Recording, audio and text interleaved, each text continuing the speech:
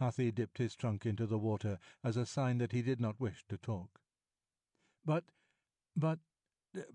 said Mowgli, turning to Baloo, why did not the first of the tigers continue to eat grass and leaves and trees? He did but break the buck's neck, he did not eat. What led him to the hot meat? The trees and the creepers marked him, little brother, and made him the striped thing that we see. Never again would he eat their fruit. But from that day he revenged himself upon the deer and the others, the eaters of the grass, said Baloo. Then thou knowest this tale, eh? Why have I never heard? Because the jungle is full of such tales. If I made a beginning, there would never be an end to them. Let go my ear, little brother. The Law of the Jungle.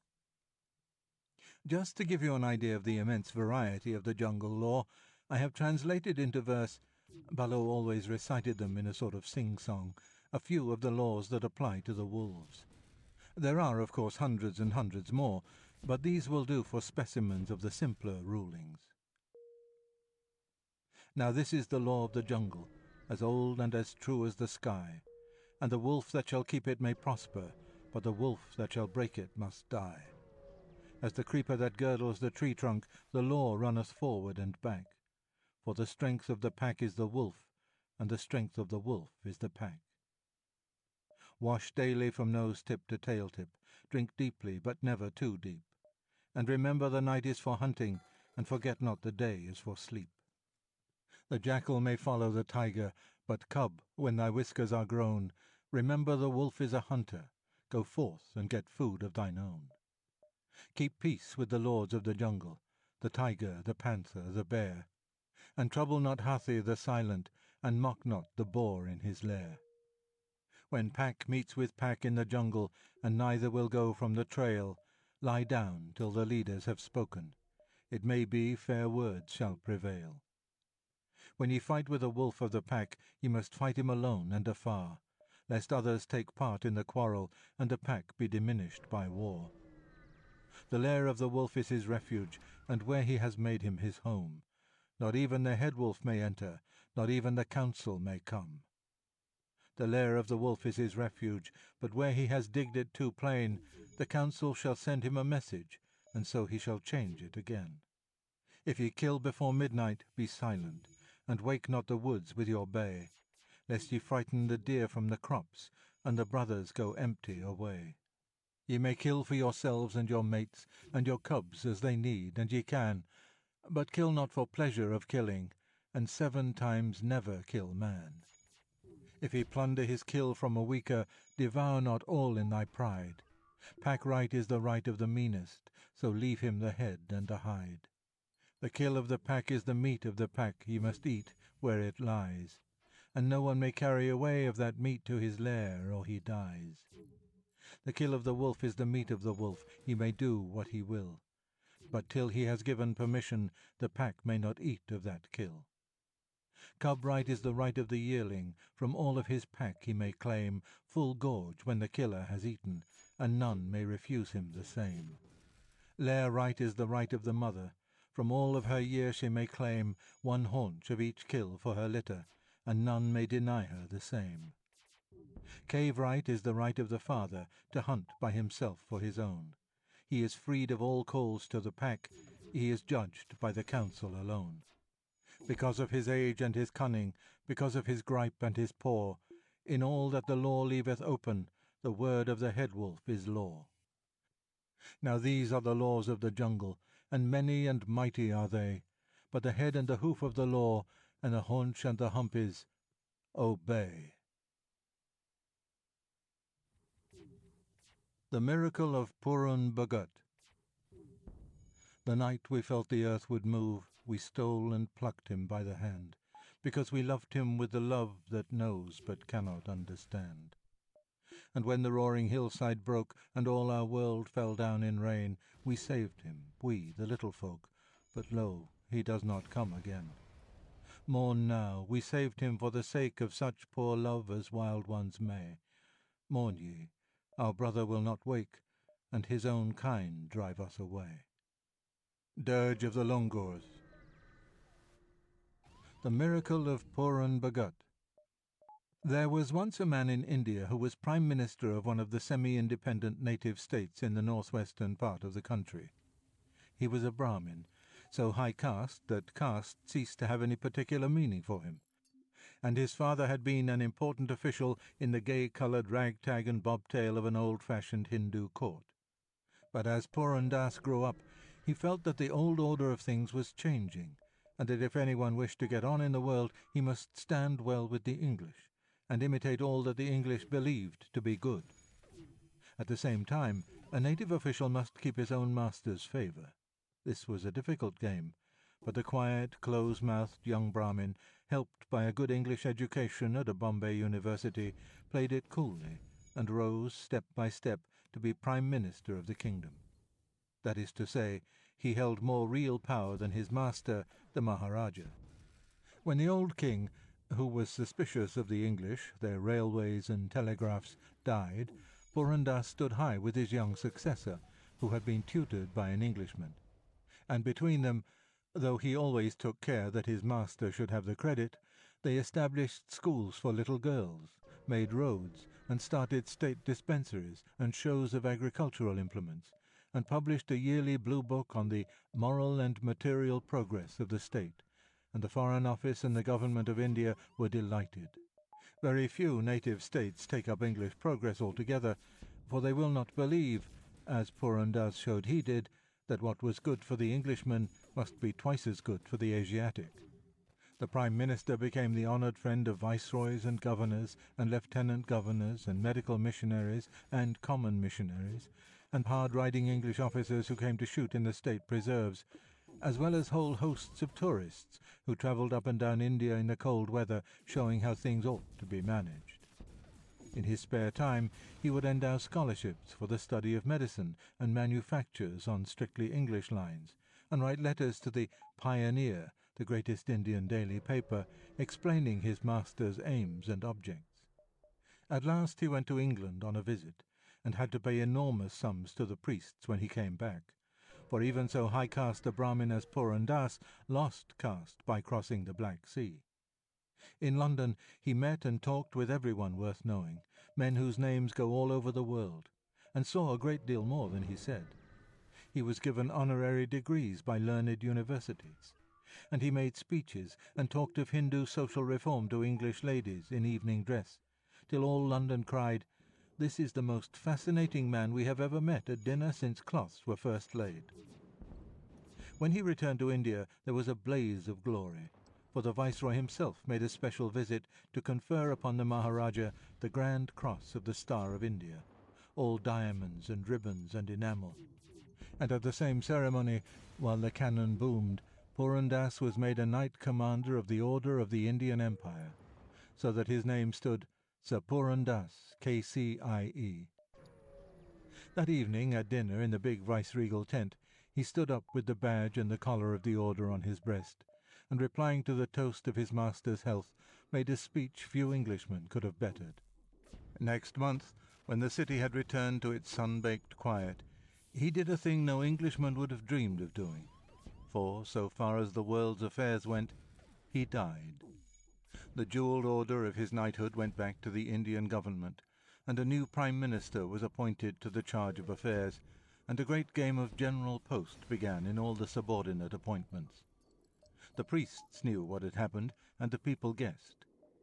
But India is the one place in the world where a man can do as he pleases, and nobody asks why. And the fact that Dewan Sir Purun Das KCIE had resigned position, palace, and power, and taken up the begging bowl and ochre-coloured dress of a sannyasi, or holy man, was considered nothing extraordinary. He had been, as the old law recommends, 20 years a youth, 20 years a fighter, though he had never carried a weapon in his life, and 20 years head of a household. He had used his wealth and his power for what he knew both to be worth. He had taken honour when it came his way. He had seen men and cities far and near, and men and cities had stood up and honoured him. Now he would let these things go, as a man drops the cloak he no longer needs. Behind him, as he walked through the city gates, an antelope skin and brass-handled crutch under his arm, and a begging bowl of polished brown coco de mer in his hand, barefoot, alone, with eyes cast on the ground. Behind him they were firing salutes from the bastions in honour of his happy successor. Purun Das nodded. All that life was ended, and he bore it no more ill will or good will than a man bears to a colourless dream of the night. He was a sannyasi, a houseless, wandering mendicant, depending on his neighbours for his daily bread. And so long as there is a morsel to divide in India, neither priest nor beggar starves. He had never in his life tasted meat, and very seldom eaten even fish. A 5-pound note would have covered his personal expenses for food through any one of the many years in which he had been absolute master of millions of money. Even when he was being lionized in London, he had held before him his dream of peace and quiet. The long, white, dusty Indian road, printed all over with bare feet, the incessant, slow-moving traffic, and the sharp-smelling wood smoke curling up under the fig trees in the twilight, where the wayfarers sit at their evening meal. When the time came to make that dream true, the Prime Minister took the proper steps, and in 3 days you might more easily have found a bubble in the trough of the long Atlantic seas than Purun Das among the roving, gathering, separating millions of India. That night his antelope skin was spread where the darkness overtook him, sometimes in a sannyasi monastery by the roadside, sometimes by a mud pillar shrine of Kalapir, where the yogis, who are another misty division of holy men, would receive him as they do those who know what castes and divisions are worth. Sometimes on the outskirts of a little Hindu village, where the children would steal up with the food their parents had prepared, and sometimes on the pitch of the bare grazing grounds where the flame of his stick fire waked the drowsy camels. It was all one to Purun Das, or Purun Bhagat, as he called himself now. Earth, people, and food were all one. But unconsciously his feet drew him away northward and eastward, from the south to Rohtak, from Rohtak to Kurnool, from Kurnool to ruined Samana, and then upstream along the dried bed of the Gugger River that fills only when the rain falls in the hills, till one day he saw the far line of the great Himalayas. Then Purun Bhagat smiled, for he remembered that his mother was of Rajput Brahmin birth from Kulu way, a hill woman, always homesick for the snows, and that the least touch of hill blood draws a man at the end back to where he belongs. "Yonder," said Purun Bhagat, breasting the lower slopes of the Siwaliks, where the cacti stand up like 7-branched candlesticks. "Yonder I shall sit down and get knowledge." And the cool wind of the Himalayas whistled about his ears as he trod the road that led to Simla. The last time he had come that way it had been in state, with a clattering cavalry escort to visit the gentlest and most affable of viceroys, and the two had talked for an hour together about mutual friends in London, and what the Indian common folk really thought of things. This time Purun Bhagat paid no calls, but leaned on the rail of the mall, watching that glorious view of the plains spread out 40 miles below, till a native Mohammedan policeman told him he was obstructing traffic. And Purun Bhagat salaamed reverently to the law because he knew the value of it, and was seeking for a law of his own. Then he moved on, and slept that night in an empty hut at Chota Simla, which looks like the very last end of the earth, but it was only the beginning of his journey. He followed the Himalaya-Tibet road, the little 10-foot track that is blasted out of solid rock, or strutted out on timbers over gulfs 1,000 feet deep, that dips into warm, wet, shut-in valleys, and climbs out across bare, grassy hill shoulders where the sun strikes like a burning glass, or turns through dripping, dark forests where the tree ferns dress the trunks from head to heel, and the pheasant calls to his mate. And he met Tibetan herdsmen with their dogs and flocks of sheep, each sheep with a little bag of borax on his back, and wandering woodcutters, and cloaked and blanketed lamas from Tibet, coming into India on pilgrimage, and envoys of little solitary hill states posting furiously on ring-streaked and piebald ponies, or the cavalcade of a Raja paying a visit. Or else for a long, clear day he would see nothing more than a black bear grunting and rooting below in the valley. When he first started, the roar of the world he had left still rang in his ears, as the roar of a tunnel rings long after the train has passed through. But when he had put the Mutiani Pass behind him, that was all done, and Purun Bhagat was all alone with himself, walking, wondering, and thinking, his eyes on the ground and his thoughts with the clouds. One evening he crossed the highest pass that he had met till then. It had been a 2 days' climb, and came out on a line of snow peaks that banded all the horizon, mountains from 15 to 20,000 feet high, looking almost near enough to hit with a stone, though they were 50 or 60 miles away. The pass was crowned with dense, dark forest, deodar, walnut, wild cherry, wild olive, and wild pear, but mostly deodar, which is the Himalayan cedar, and under the shadow of the deodars stood a deserted shrine to Kali, who is Durga, who is Sitala, who is sometimes worshipped against the smallpox. Purun Das swept the stone floor clean, smiled at the grinning statue, made himself a little mud fireplace at the back of the shrine, spread his antelope skin on a bed of fresh pine needles, tucked his bairagi, his brass-handled crutch, under his armpit, and sat down to rest. Immediately below him the hillside fell away, clean and cleared for 1,500 feet, where a little village of stone-walled houses with roofs of beaten earth clung to the steep tilt. All round it the tiny terraced fields lay out like aprons of patchwork on the knees of the mountain, and cows no bigger than beetles grazed between the smooth stone circles of the threshing floors. Looking across the valley, the eye was deceived by the size of things, and could not at first realize that what seemed to be low scrub on the opposite mountain flank was, in truth, a forest of 100-foot pines. Purun Bhagat saw an eagle swoop across the gigantic hollow, but the great bird dwindled to a dot ere it was halfway over. A few bands of scattered clouds strung up and down the valley, catching on a shoulder of the hills, or rising up and dying out when they were level with the head of the pass. And "Here shall I find peace," said Purun Bhagat. Now a hillman makes nothing of a few 100 feet up or down, and as soon as the villagers saw the smoke in the deserted shrine, the village priest climbed up the terraced hillside to welcome the stranger. When he met Purun Bhagat's eyes, the eyes of a man used to control thousands, he bowed to the earth, took the begging bowl without a word, and returned to the village, saying, "We have at last a holy man. Never have I seen such a man. He is of the plains, but pale-coloured, a Brahmin of the Brahmins." Then all the housewives of the village said, "Think you he will stay with us?" And each did her best to cook the most savoury meal for the Bhagat. Hill food is very simple, but with buckwheat and Indian corn and rice and red pepper, and little fish out of the stream in the valley, and honey from the flue-coloured hives built in the stone walls, and dried apricots and turmeric, and wild ginger and bannocks of flour, a devout woman can make good things, and it was a full bowl that the priest carried to the Bhagat. Was he going to stay? Asked the priest. Would he need a chela, a disciple, to beg for him? Had he a blanket against the cold weather? Was the food good? Purun Bhagat ate and thanked the giver. It was in his mind to stay. That was sufficient, said the priest. Let the begging bowl be placed outside the shrine in the hollow made by those two twisted roots, and daily should the Bhagat be fed, for the village felt honoured that such a man, he looked timidly into the Bhagat's face, should tarry among them. That day saw the end of Purun Bhagat's wanderings. He had come to the place appointed for him, the silence and the space.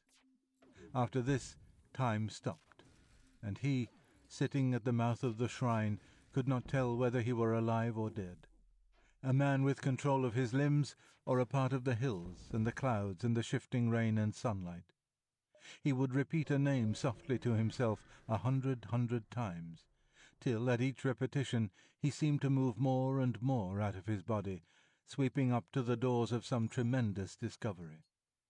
But just as the door was opening, his body would drag him back, and, with grief, he felt he was locked up again in the flesh and bones of Purun Bhagat.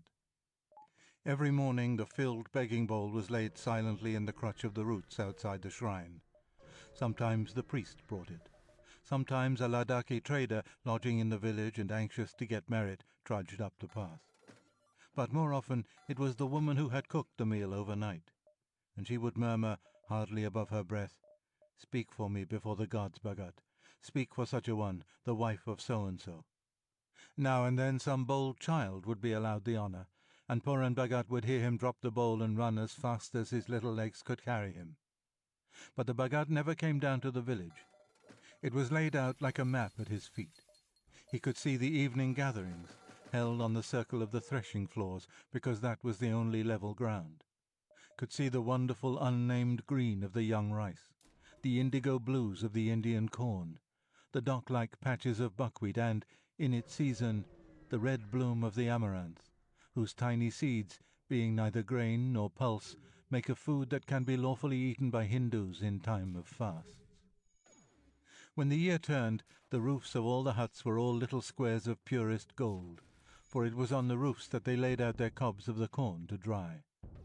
Hiving and harvest, rice-sowing and husking passed before his eyes, all embroidered down there on the many-sided plots of fields. And he thought of them all, and wondered what they all led to at the long last. Even in populated India, a man cannot a day sit still before the wild things run over him, as though he were a rock. And in that wilderness, very soon the wild things, who knew Kali's shrine well, came back to look at the intruder. The langurs, the big grey-whiskered monkeys of the Himalayas, were naturally the first, for they are alive with curiosity. And when they had upset the begging bowl and rolled it round the floor, and tried their teeth on the brass-handled crutch, and made faces at the antelope skin, they decided that the human being who sat so still was harmless. At evening they would leap down from the pines and beg with their hands for things to eat, and then swing off in graceful curves. They liked the warmth of the fire, too, and huddled round it till Purun Bhagat had to push them aside to throw on more fuel. And in the morning, as often as not, he would find a furry ape sharing his blanket. All day long, one or other of the tribe would sit by his side, staring out at the snows, crooning and looking unspeakably wise and sorrowful. After the monkeys came the barasingh, that big deer which is like our red deer, but stronger. He wished to rub off the velvet of his horns against the cold stones of Kali's statue, and stamped his feet when he saw the man at the shrine. But Purun Bhagat never moved, and, little by little, the royal stag edged up and nuzzled his shoulder. Purun Bhagat slid one cool hand along the hot antlers, and the touch soothed the fretted beast, who bowed his head. And Purun Bhagat very softly rubbed and ravelled off the velvet. Afterward the barasingh brought his doe and fawn, gentle things that mumbled on the holy man's blanket, or would come alone at night, his eyes green in the fire flicker, to take his share of fresh walnuts. At last the musk deer, the shyest and almost the smallest of the deerlets, came too, her big rabbity ears erect. Even brindled, silent Mushiknaba must needs find out what the light in the shrine meant, and drop her moose-like nose into Purun Bhagat's lap, coming and going with the shadows of the fire. Purun Bhagat called them all my brothers, and his low call of "Bhai, Bhai" would draw them from the forest at noon, if they were within earshot. The Himalayan black bear, moody and suspicious, Sona, who has the V-shaped white mark under his chin, passed that way more than once. And since the Bhagat showed no fear, Sona showed no anger, but watched him and came closer, and begged a share of the caresses and a dole of bread or wild berries. Often, in the still dawns, when the Bhagat would climb to the very crest of the pass to watch the red day walking along the peaks of the snows, he would find Sona shuffling and grunting at his heels, thrusting a curious forepaw under fallen trunks and bringing it away with a woof of impatience. Or his early steps would wake Sona where he lay curled up, and the great brute, rising erect, would think to fight, till he heard the Bhagat's voice and knew his best friend. Nearly all hermits and holy men who live apart from the big cities have the reputation of being able to work miracles with the wild things. But all the miracle lies in keeping still, in never making a hasty movement, and, for a long time at least, in never looking directly at a visitor.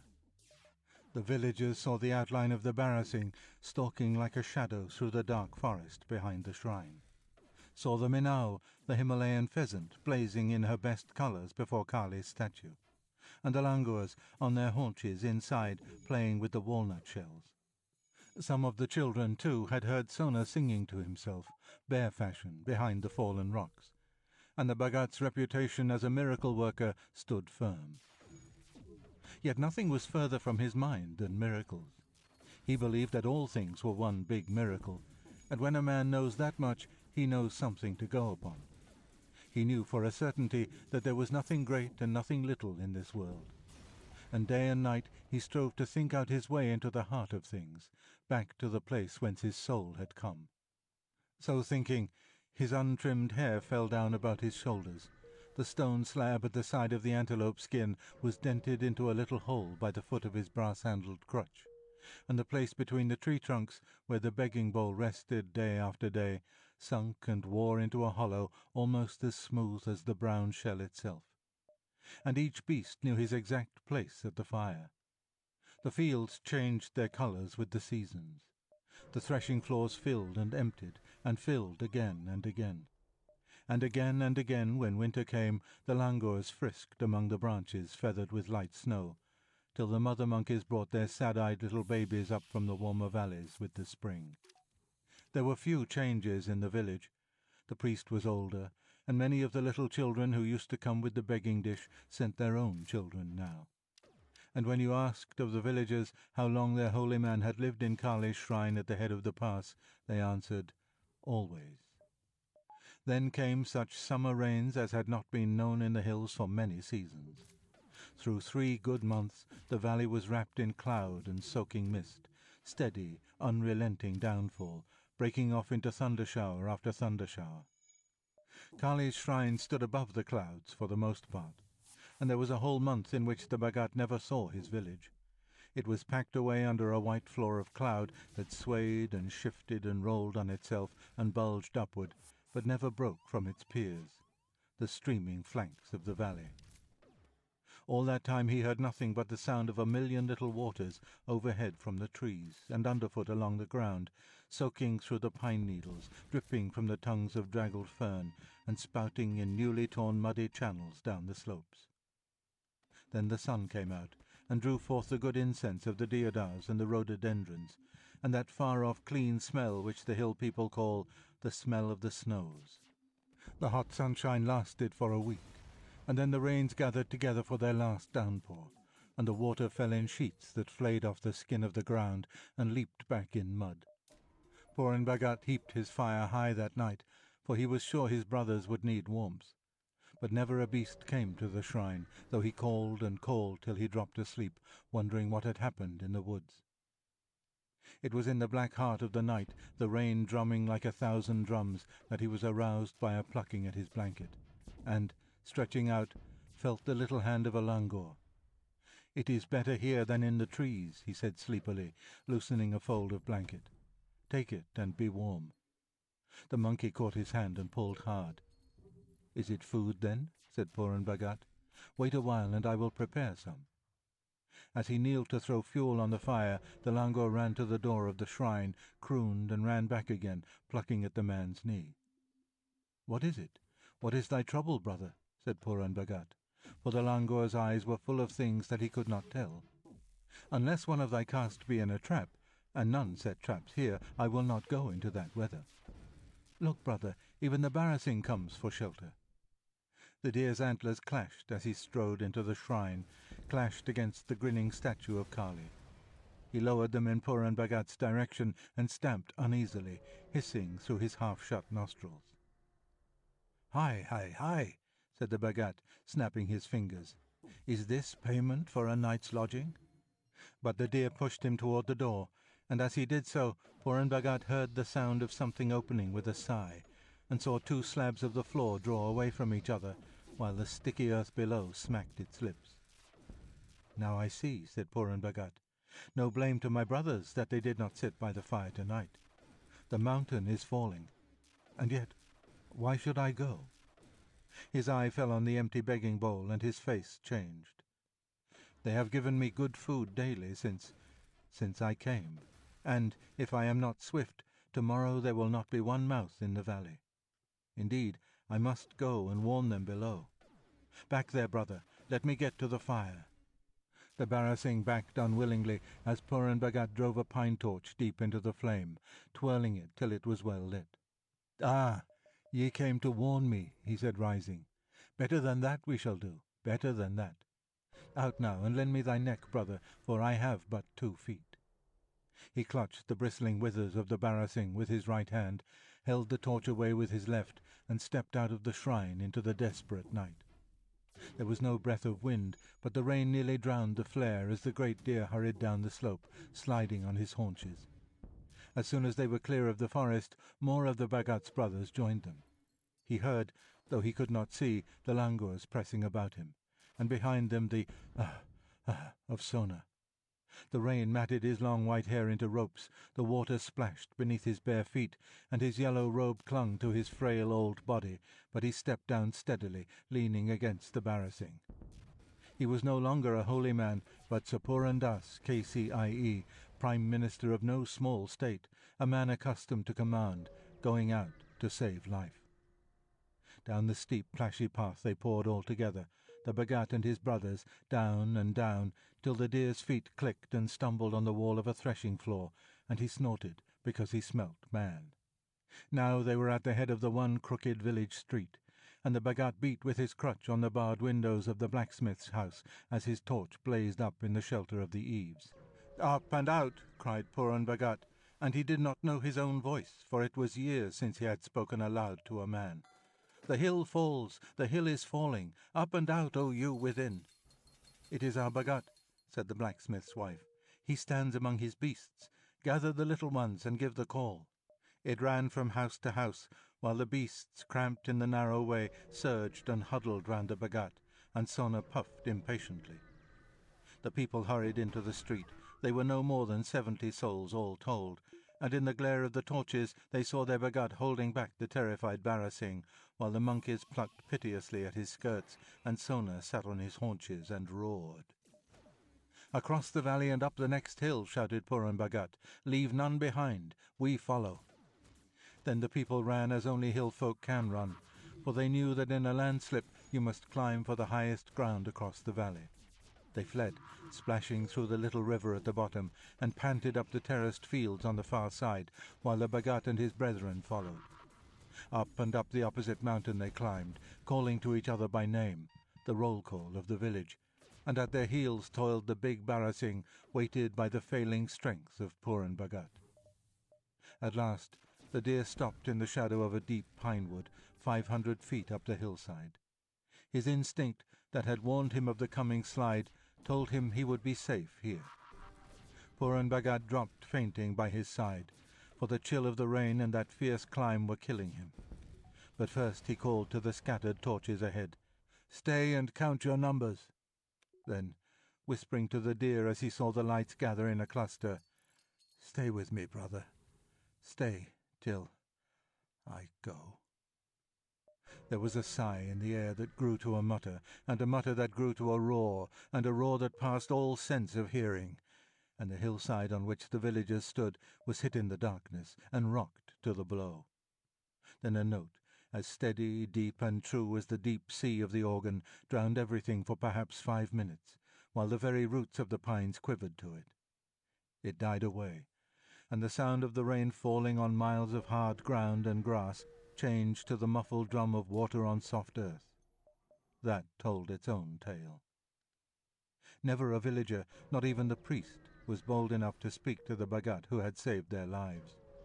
They crouched under the pines and waited till the day.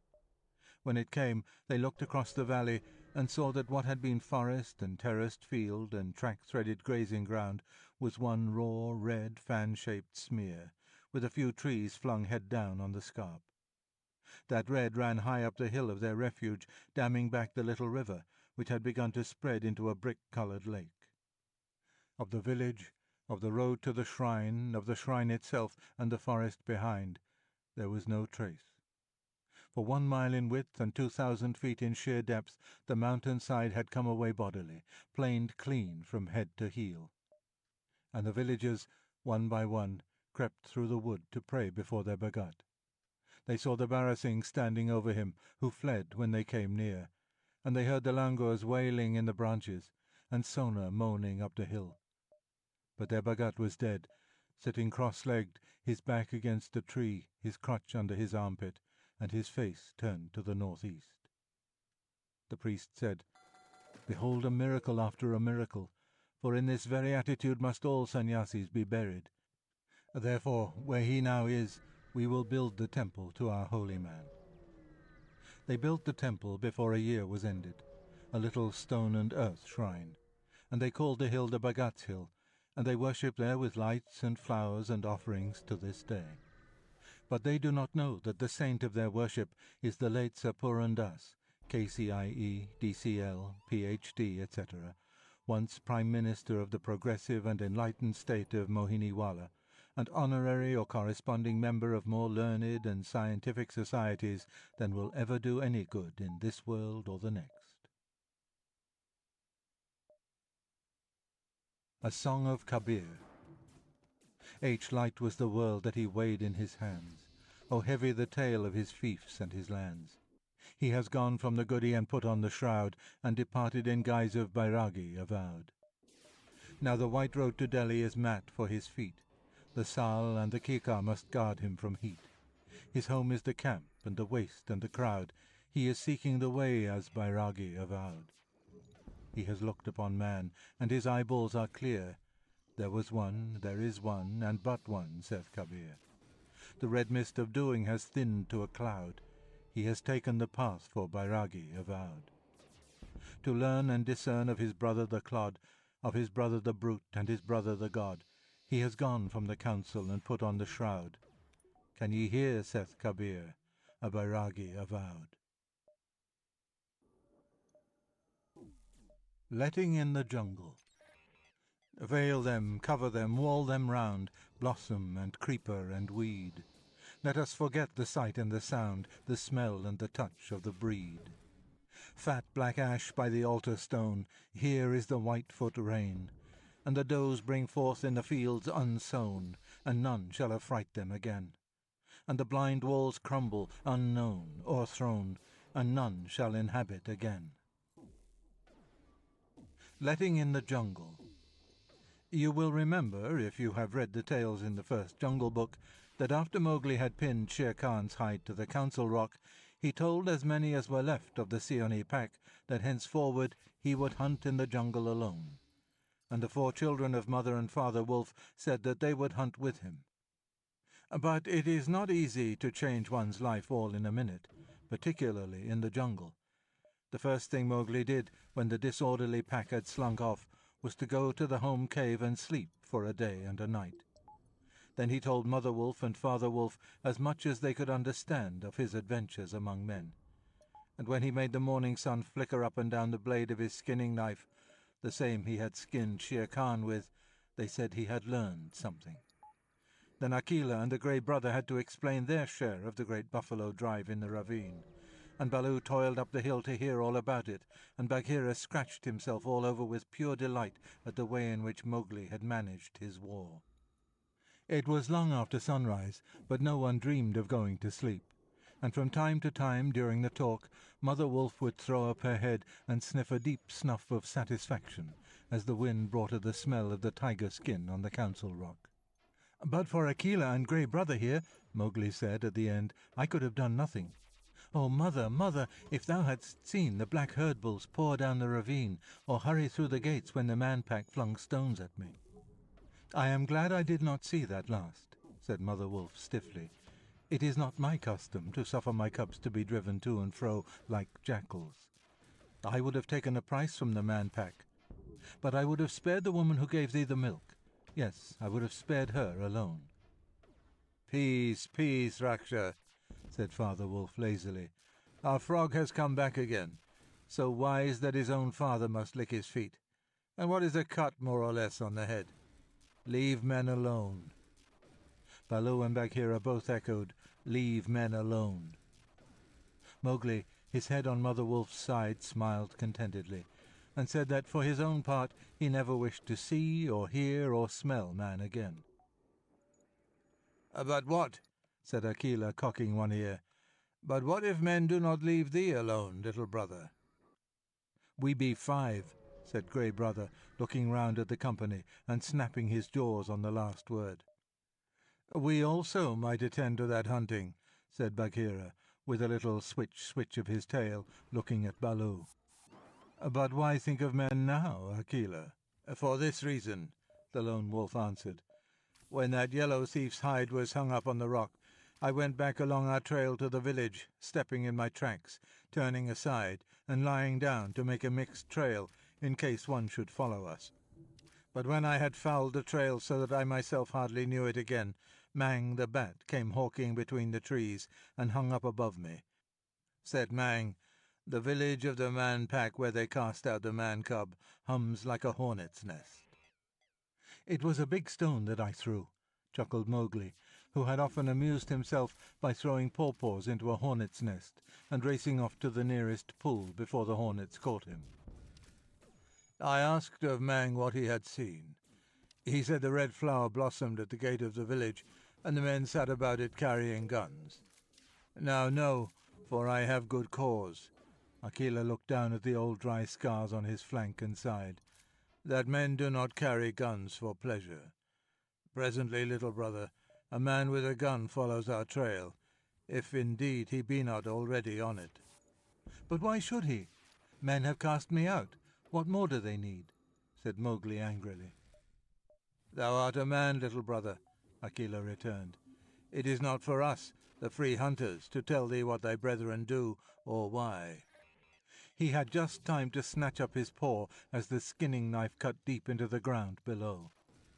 Mowgli struck quicker than an average human eye could follow, but Akela was a wolf, and even a dog, who is very far removed from the wild wolf, his ancestor, can be waked out of a deep sleep by a cartwheel touching his flank, and can spring away unharmed before that wheel comes on. "Another time," Mowgli said quietly, returning the knife to its sheath. "Speak of the Man Pack and of Mowgli in 2 breaths, not 1. "Psh! That is a sharp tooth," said Akela, snuffing at the blades cut in the earth. "But living with the Man Pack has spoiled thine eye, little brother. I could have killed a buck while thou wast striking." Bagheera sprang to his feet, thrust up his head as far as he could, sniffed, and stiffened through every curve in his body. Grey Brother followed his example quickly, keeping a little to his left to get the wind that was blowing from the right, while Akela bounded 50 yards upwind and, half crouching, stiffened too. Mowgli looked on enviously. He could smell things as very few human beings could, but he had never reached the hair-trigger-like sensitiveness of a jungle nose, and his 3 months in the smoky village had set him back sadly. However, he dampened his finger, rubbed it on his nose, and stood erect to catch the upper scent, which, though it is the faintest, is the truest. "Man!" Akela growled, dropping on his haunches. "Buldeo," said Mowgli, sitting down. "He follows our trail, and yonder is the sunlight on his gun. Look." It was no more than a splash of sunlight for a fraction of a second on the brass clamps of the old tower musket, but nothing in the jungle winks with just that flash, except when the clouds race over the sky.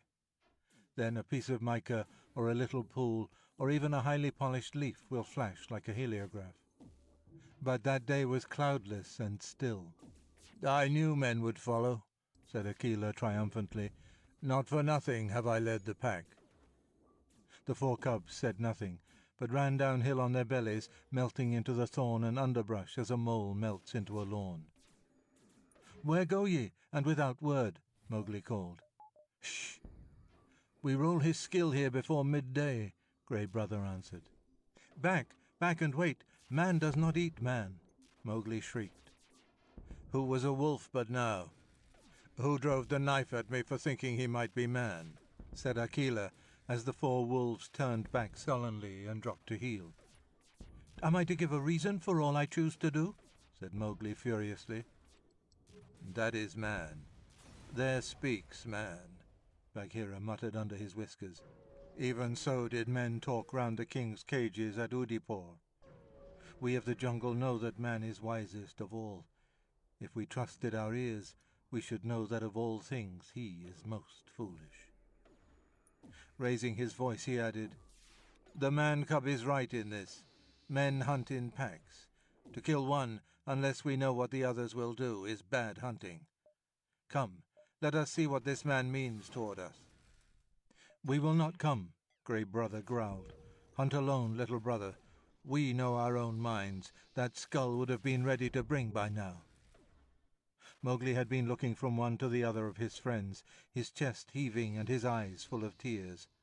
He strode forward to the wolves, and dropping to one knee said, "Do I not know my mind?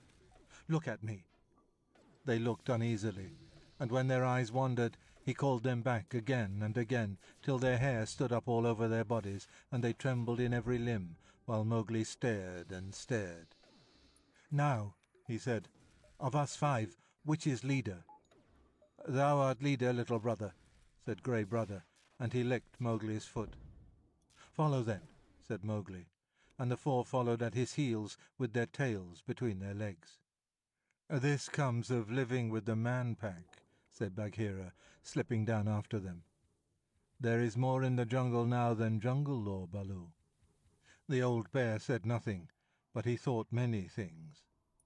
Mowgli cut across noiselessly through the jungle, at right angles to Buldeo's path, till, parting the undergrowth, he saw the old man, his musket on his shoulder, running up the trail of overnight at a dog-trot. You will remember that Mowgli had left the village with the heavy weight of Shere Khan's raw hide on his shoulders, while Akela and Grey Brother trotted behind, so that the triple trail was very clearly marked. Presently Buldeo came to where Akela, as you know, had gone back and mixed it all up. Then he sat down and coughed and grunted, and made little casts round and about into the jungle to pick it up again. And all the time he could have thrown a stone over those who were watching him. No one can be so silent as a wolf when he does not care to be heard. And Mowgli, though the wolves thought he moved very clumsily, could come and go like a shadow. They ringed the old man as a school of porpoises ring a steamer at full speed, and as they ringed him they talked unconcernedly, for their speech began below the lowest end of the scale that untrained human beings can hear. The other end is bounded by the high squeak of Mang the bat, which very many people cannot catch at all. From that note all the bird and bat and insect talk takes on. "This is better than any kill," said Grey Brother, as Buldeo stooped and peered and puffed. "He looks like a lost pig in the jungles by the river. What does he say?" Buldeo was muttering savagely. Mowgli translated. "He says that packs of wolves must have danced round me. He says that he never saw such a trail in his life. He says he is tired." "He will be rested before he picks it up again," said Bagheera coolly, as he slipped round a tree trunk in the game of blind man's buff that they were playing. "Now what does the lean thing do?" "Eat or blow smoke out of his mouth. Men always play with their mouths," said Mowgli. And the silent trailers saw the old man fill and light and puff at a water pipe, and they took good note of the smell of the tobacco, so as to be sure of Buldeo in the darkest night, if necessary. Then a little knot of charcoal burners came down the path, and naturally halted to speak to Buldeo, whose fame as a hunter reached for at least 20 miles round. They all sat down and smoked, and Bagheera and the others came up and watched, while Buldeo began to tell the story of Mowgli the Devil-child, from one end to another, with additions and inventions. How he himself had really killed Shere Khan, and how Mowgli had turned himself into a wolf and fought with him all the afternoon, and changed into a boy again, and bewitched Buldeo's rifle, so that the bullet turned the corner when he pointed it at Mowgli and killed one of Buldeo's own buffaloes. And how the village, knowing him to be the bravest hunter in Seeonee, had sent him out to kill this devil-child. But meantime the village had got hold of Messoa and her husband, who were undoubtedly the father and mother of this devil-child, and had barricaded them in their own hut, and presently would torture them to make them confess they were witch and wizard, and then they would be burned to death. "When?" said the charcoal burners, because they would very much like to be present at the ceremony. Buldeo said that nothing would be done till he returned, because the village wished him to kill the jungle boy first. After that they would dispose of Messoa and her husband, and divide their lands and buffaloes among the village. Messoa's husband had some remarkably fine buffaloes too. It was an excellent thing to destroy wizards, Buldeo thought, and people who entertained wolf children out of the jungle were clearly the worst kind of witches. But, said the charcoal burners, what would happen if the English heard of it? The English, they had heard, were a perfectly mad people who would not let honest farmers kill witches in peace. Why, said Buldeo, the head man of the village would report that Messua and her husband had died of snake-bite. That was all arranged, and the only thing now was to kill the wolf-child. They did not happen to have seen anything of such a creature. The charcoal burners looked round cautiously, and thanked their stars they had not. But they had no doubt that so brave a man as Buldeo would find him if anyone could. The sun was getting rather low, and they had an idea that they would push on to Buldeo's village and see that wicked witch. Buldeo said that, though it was his duty to kill the devil-child, he could not think of letting a party of unarmed men go through the jungle, which might produce the wolf-demon at any minute, without his escort. He, therefore, would accompany them, and if the sorcerer's child appeared, well, he would show them how the best hunter in Seoni dealt with such things. The Brahmin, he said, had given him a charm against the creature that made everything perfectly safe. "What says he? What says he? What says he?" the wolves repeated every few minutes. And Mowgli translated until he came to the witch part of the story, which was a little beyond him. And then he said that the man and woman who had been so kind to him were trapped. "Does man trap man?" said Bagheera. "So he says. I cannot understand the talk. They are all mad together. What have Messua and her man to do with me that they should be put in a trap? And what is all this talk about the red flower? I must look to this. Whatever they would do to Messua, they will not do till Buldeo returns. And so—" Mowgli thought hard, with his fingers playing round the haft of the skinning knife, while Buldeo and the charcoal burners went off very valiantly in single file. "I am going to hotfoot back to the man-pack," Mowgli said at last. "And those?" said Grey Brother, looking hungrily after the brown backs of the charcoal burners. "Sing them home," said Mowgli with a grin. "I do not wish them to be at the village gates till it is dark. Can ye hold them?" Grey Brother bared his white teeth in contempt. "We can head them round and round in circles like tethered goats, if I know man." "That I do not need. Sing to them a little, lest they be lonely on the road, and, Grey Brother, the song need not be of the sweetest. Go with them, Bagheera, and help make that song. When the night is shut down, meet me by the village. Grey Brother knows the place." "It is no light hunting to work for a man-cub. When shall I sleep?" said Bagheera, yawning, though his eyes showed that he was delighted with the amusement. "Me to sing to naked men. But let us try." He lowered his head so that the sound would travel, and cried a long, long, "Good hunting," a midnight call in the afternoon, which was quite awful enough to begin with.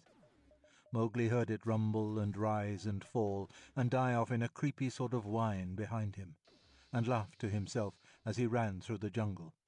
He could see the charcoal burners huddled in a knot, old Buldeo's gun-barrel waving like a banana leaf to every point of the compass at once. Then Grey Brother gave the "Yalla-hee, yalla-ha" call for the buck-driving, when the pack drives the nilgai, the big blue cow, before them, and it seemed to come from the very ends of the earth, nearer and nearer and nearer, till it ended in a shriek snapped off short. The other three answered, till even Mowgli could have vowed that the full pack was in full cry. And then they all broke into the magnificent morning song in the jungle, with every turn and flourish and grace note that a deep-mouthed wolf of the pack knows. This is a rough rendering of the song, but you must imagine what it sounds like when it breaks the afternoon hush of the jungle.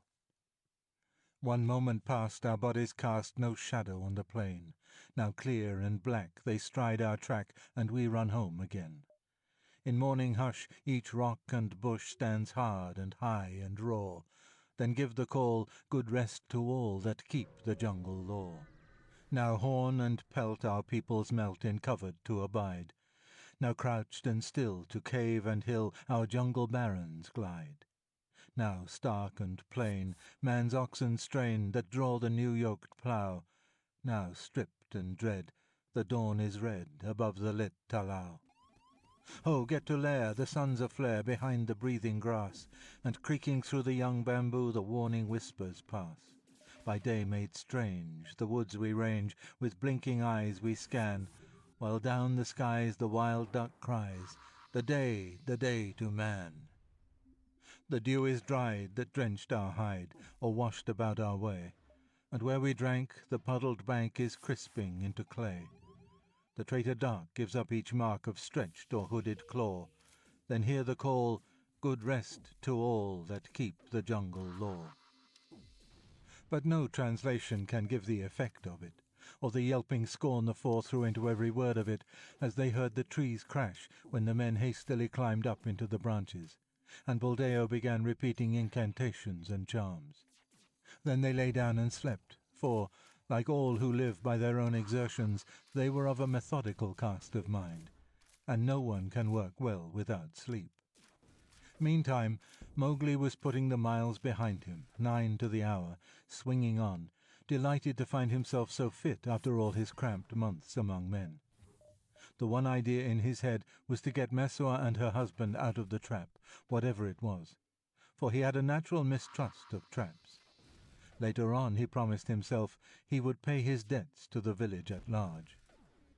It was at twilight when he saw the well-remembered grazing grounds, and the dak tree where Grey Brother had waited for him on the morning that he killed Shere Khan.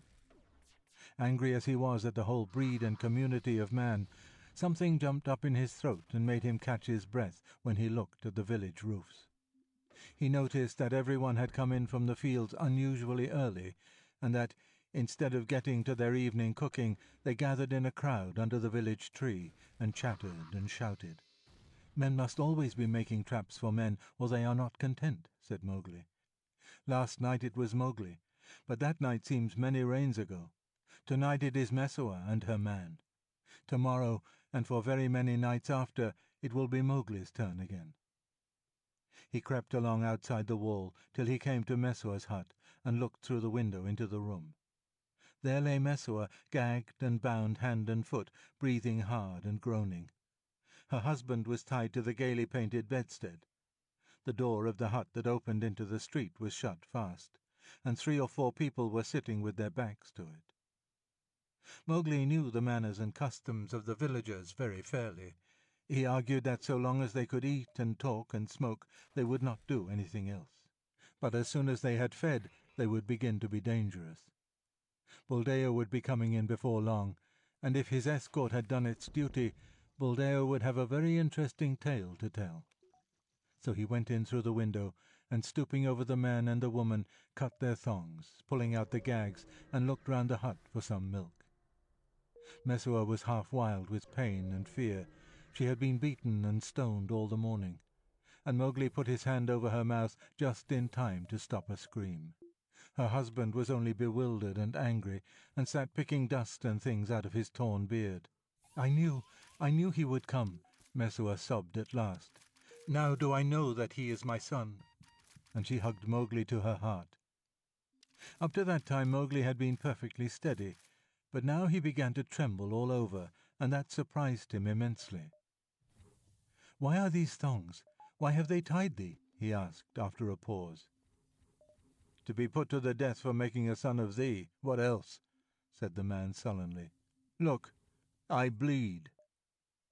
Messua said nothing, but it was at her wounds that Mowgli looked, and they heard him grit his teeth when he saw the blood. "Whose work is this?" said he. "There is a price to pay." "The work of all the village. I was too rich. I had too many cattle. Therefore she and I are witches, because we gave thee shelter." "I do not understand. Let Messua tell the tale." "I gave thee milk, Nathu, dost thou remember?" Messua said timidly, "because thou wast my son, whom the tiger took, and because I loved thee very dearly. They said that I was thy mother, the mother of a devil, and therefore worthy of death." "And what is a devil?" said Mowgli. "Death I have seen." The man looked up gloomily, but Messua laughed. "See," she said to her husband, "I knew. I said he was no sorcerer. He is my son, my son." "Son or sorcerer, what good will that do us?" the man answered. "We be as dead already." Yonder is the road to the jungle. Mowgli pointed through the window. Your hands and feet are free. Go now. We do not know the jungle, my son, as thou knowest, Mesua began. I do not think that I could walk far. And the men and women would be upon our backs and drag us here again, said the husband. Said Mowgli, and he tickled the palm of his hand with the tip of his skinning knife. I have no wish to do harm to any one of this village, yet. But I do not think they will stay thee. In a little while they will have much else to think upon. Ah! He lifted his head and listened to shouting and trampling outside. So they have let Buldeo come home at last? He was sent out this morning to kill thee, Mesua cried. Didst thou meet him? Yes, I met him. He has a tale to tell, and while he is telling it, there is time to do much. But first I will learn what they mean. Think where you would go, and tell me when I come back. He bounded through the window and ran along again outside the wall of the village till he came within earshot of the crowd round the peepul tree. Buldeo was lying on the ground, coughing and groaning, and everyone was asking him questions. His hair had fallen about his shoulders, his hands and legs were skinned from climbing up trees, and he could hardly speak. But he felt the importance of his position keenly.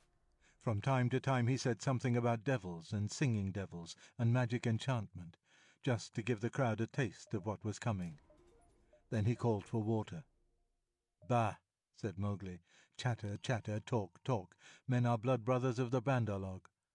Now he must wash his mouth with water, now he must blow smoke, and when all that is done, he has still his story to tell. They are very wise people, men. They will leave no one to guard Mesua till their ears are stuffed with Buldeo's tales, and I grow as lazy as they. He shook himself and glided back to the hut. Just as he was at the window, he felt a touch on his foot. Mother, said he, for he knew that tongue well, what dost thou here? I heard my children singing through the woods, and I followed the one I loved best. Little Frog, I have a desire to see that woman who gave thee milk, said Mother Wolf, all wet with the dew. They have bound and mean to kill her. I have cut those ties, and she goes with her man through the jungle. I also will follow. I am old, but not yet toothless. Mother Wolf reared herself up on end and looked through the window into the dark of the hut. In a minute she dropped noiselessly, and all she said was, I gave thee thy first milk, but Bagheera speaks truth. Man goes to man at the last. Maybe, said Mowgli, with a very unpleasant look on his face. But tonight I am very far from that trail. Wait here, but do not let her see. Thou wast never afraid of me, Little Frog, said Mother Wolf, backing into the high grass and blotting herself out as she knew how. And now, said Mowgli cheerfully, as he swung into the hut again, they are all sitting round Buldeo, who is saying that which did not happen. When his talk is finished, they say they will assuredly come here with fire, and burn you both. And then? I have spoken to my man, said Mesua. Kaniwara is 30 miles from here, but at Kaniwara we may find the English. And what pack are they? Said Mowgli. I do not know. They be white, and it is said that they govern all the land, and do not suffer people to burn or beat each other without witnesses. If we can get thither tonight, we live, otherwise we die. Live then. No man passes the gates tonight. But what does he do? Meswa's husband was on his hands and knees, digging up the earth in one corner of the hut. It is his little money, said Mesua. We can take nothing else. Ah, yes, the stuff that passes from hand to hand and never grows warmer. Do they need it outside this place also? Said Mowgli. The man stared angrily. He is a fool and no devil, he muttered. With the money I can buy a horse. We are too bruised to walk far, and the village will follow us in an hour. I say they will not follow till I choose, but the horse is well thought of, for Mesua is tired. Her husband stood up and knotted the last of the rupees into his waistcloth.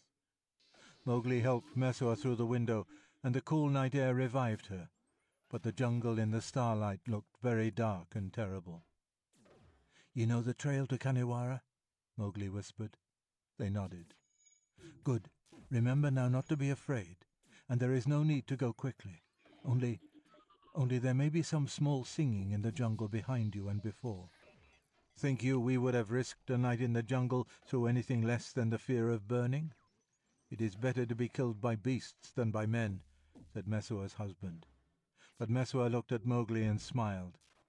"I say," Mowgli went on, just as though he were Baloo repeating the old jungle law for the 100th time to a foolish cub, "I say that not a tooth in the jungle is bared against you, not a foot in the jungle is lifted against you. Neither man nor beast shall stay you till ye come within eye-shot of Khanhiwara. There will be a watch about you." He turned quickly to Messua, saying, "He does not believe, but thou wilt believe?" "Aye, surely, my son. Man, ghost, or wolf of the jungle, I believe. He will be afraid when he hears my people singing. Thou wilt know and understand. Go now, and slowly, for there is no need of any haste. The gates are shut." Messua flung herself sobbing at Mowgli's feet, but he lifted her very quickly with a shiver. Then she hung about his neck and called him every name of blessing she could think of.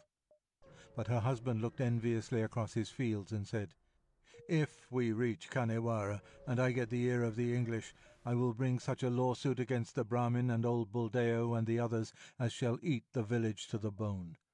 They shall pay me twice over for my crops untilled and my buffaloes unfed. I will have a great justice."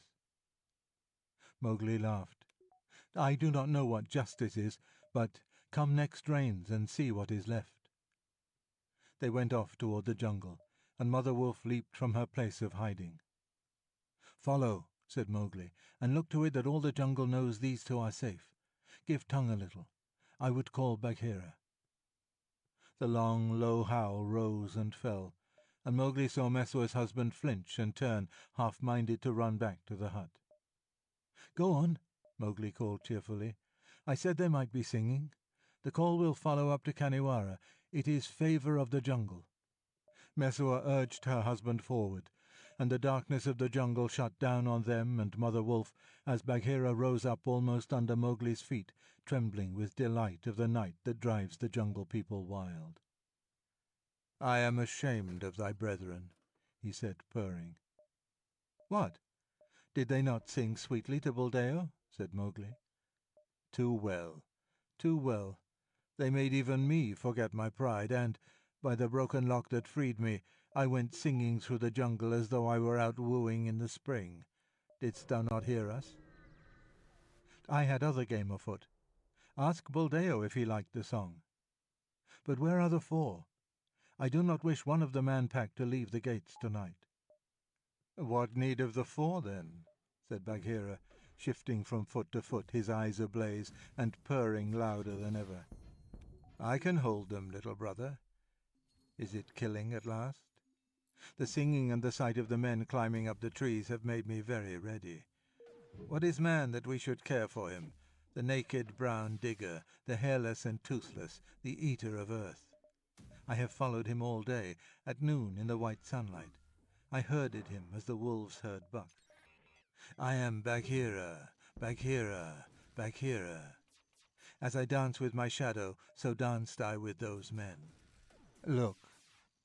The great panther leaped as a kitten leaps at a dead leaf whirling overhead, struck left and right into the empty air that sung under the strokes, landed noiselessly, and leaped again and again, while the half-purr, half-growl gathered head as steam rumbles in a boiler. "I am Bagheera, in the jungle, in the night, and all my strength is in me. Who shall stay my stroke? Man-cub, with one blow of my paw I could beat thy head flat as a dead frog in the summer." "Strike then," said Mowgli, in the dialect of the village, not the talk of the jungle. And the human words brought Bagheera to a full stop, flung back on haunches that quivered under him, his head just at the level of Mowgli's.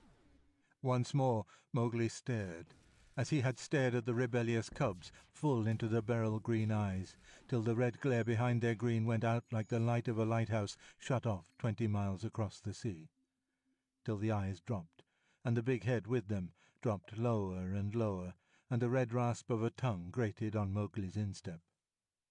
"Brother, "Brother, brother," the boy whispered, stroking steadily and lightly from the neck along the heaving back. "Be still, be still. It is the fault of the night, and no fault of thine." "It was the smells of the night," said Bagheera penitently. "This air cries aloud to me. But how dost thou know?" Of course, the air round an Indian village is full of all kinds of smells, and to any creature who does nearly all his thinking through his nose, smells are as maddening as music and drugs are to human beings. Mowgli gentled the panther for a few minutes longer, and he lay down like a cat before a fire, his paws tucked under his breast, and his eyes half shut. "Thou art of the jungle, and not of the jungle," he said at last, "and I am only a black panther. But I love thee, little brother." "They are very long at their talk under the tree," Mowgli said, without noticing the last sentence. "Buldeo must have told many tales. They should come soon to drag the woman and her man out of the trap and put them into the red flower. They will find that trap sprung. Ho ho!" "Nay, listen," said Bagheera. "The fever is out of my blood now. Let them find me there. Few would leave their houses after meeting me. It is not the first time I have been in a cage, and I do not think they will tie me with cords." "Be wise, then," said Mowgli, laughing, for he was beginning to feel as reckless as the panther who had glided into the hut. "Pah!" Bagheera grunted.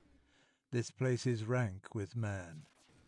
But here is just such a bed as they gave me to lie upon in the king's cages at Udipore. Now I lie down." Mowgli heard the strings of the cot crack under the great brute's weight. "By the broken lock that freed me, they will think they have caught big game. Come and sit beside me, little brother, and we will give them good hunting together." "No. I have another thought in my stomach. The Man-Pack shall not know what share I have in the sport. Make thine own hunt. I do not wish to see them." "Be it so," said Bagheera. "And now they come."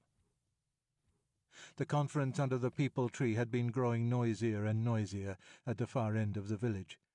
It broke in wild yells and a rush up the street of men and women waving clubs and bamboos and sickles and knives.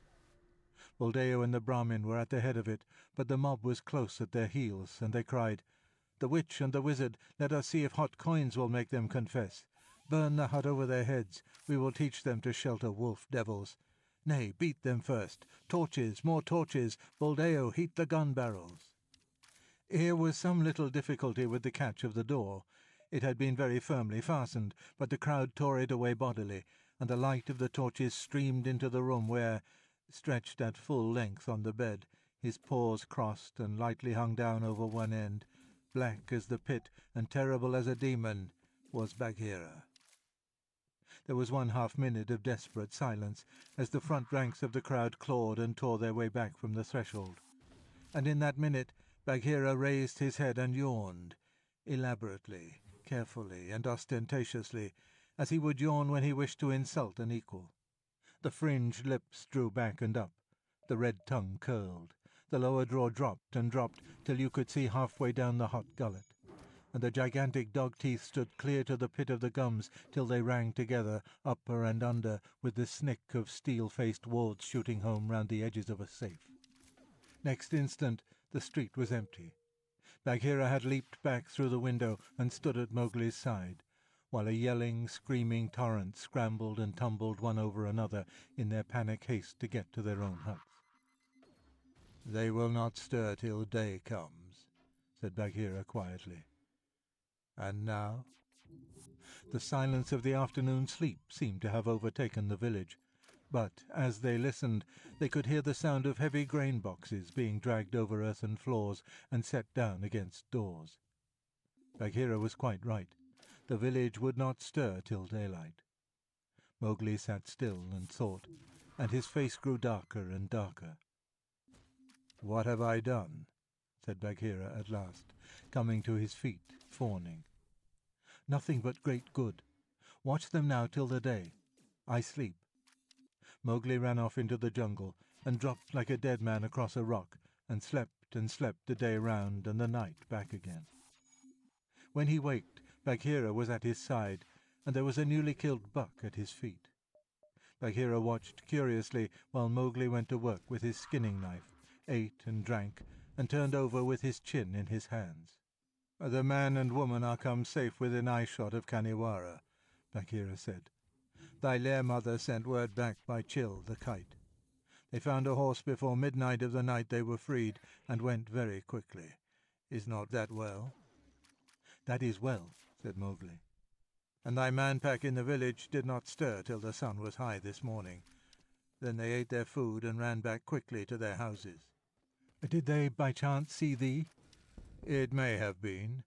I was rolling in the dust before the gate at dawn, and I may have made also some small song to myself. Now, little brother, there is nothing more to do. Come hunting with me and Baloo. He has new hives that he wishes to show, and we all desire thee back again as of old. Take off that look which makes even me afraid. The man and woman will not be put into the Red Flower, and all goes well in the jungle. Is it not true? Let us forget the man-pack." "They shall be forgotten in a little while. Where does Hathi feed tonight?" "Where he chooses. Who can answer for the Silent One?" "But why? What is there Hathi can do which we cannot?" "Bid him and his 3 sons come here to me." "Oh, but indeed and truly, little brother, it is not seemly to say, 'Come and go' to Hathi.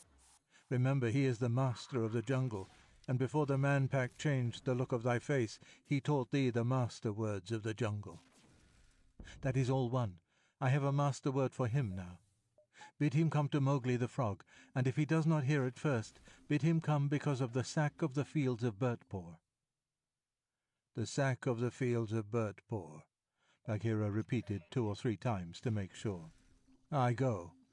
Hathi can but be angry at the worst, and I would give a moon's hunting to hear a master word that compels the Silent One."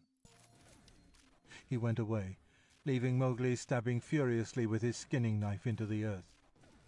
Mowgli had never seen human blood in his life before, till he had seen, and what meant much more to him, smelled Messua's blood on the thongs that bound her. And Messua had been kind to him, and so far as he knew anything about love, he loved Messua as completely as he hated the rest of mankind. But deeply as he loathed them, their talk, their cruelty, and their cowardice, not for anything the jungle had to offer could he bring himself to take a human life, and have that terrible scent of blood back again in his nostrils. His plan was simpler, but much more thorough, and he laughed to himself when he thought that it was one of old Buldeo's tales told under the peepul tree in the evening that had put the idea into his head. "It was a master word," Bagheera whispered in his ear. "They were feeding by the river, and they obeyed as though they were bullocks. Look where they come now." Hathi and his 3 sons had arrived in their usual way, without a sound. The mud of the river was still fresh on their flanks, and Hathi was thoughtfully chewing the green stem of a young plantain tree that he had gouged up with his tusks. But every line in his vast body showed to Bagheera, who could see things when he came across them, that it was not the master of the jungle speaking to a man-cub, but one who was afraid coming before one who was not. His 3 sons rolled side by side behind their father. Mowgli hardly lifted his head as Hathi gave him good hunting. He kept him swinging and rocking and shifting from one foot to another for a long time before he spoke, and when he opened his mouth it was to Bagheera, not to the elephants. "I will tell a tale that was told to me by the hunter ye hunted today," said Mowgli. "It concerns an elephant, old and wise, who fell into a trap, and the sharpened stake in the pit scarred him from a little above his heel to the crest of his shoulder, leaving a white mark." Mowgli threw out his hand, and as Hathi wheeled, the moonlight showed a long white scar on his slaty side, as though he had been struck with a red-hot whip.